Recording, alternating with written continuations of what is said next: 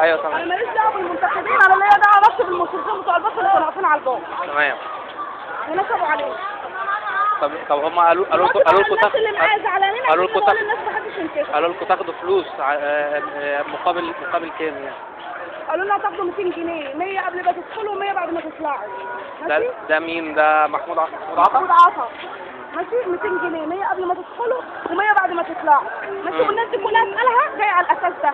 تمام. ماشي جينا انتخبنا وطلعنا، مراته قالت انا ماليش دعوه بالمنتخبين، انا ليا دعوه بالمشرفين اللي بتفضل. يا نهار ابيض. يعني بعد ما انتخبتوا ما بعد ما انتخبنا ما ادوش حقنا. طب وهتعملوا ايه؟ هنعمل ايه؟ يبقى خلينا ربنا بقى. تسيبوا حقكم يعني ولا؟ حقنا طبعا. احنا صاحيين من النجم عشان نيجي هنا ننتخبه عشان جماله، هو كده نصاب اصلا. ماشي شكرا. يلا.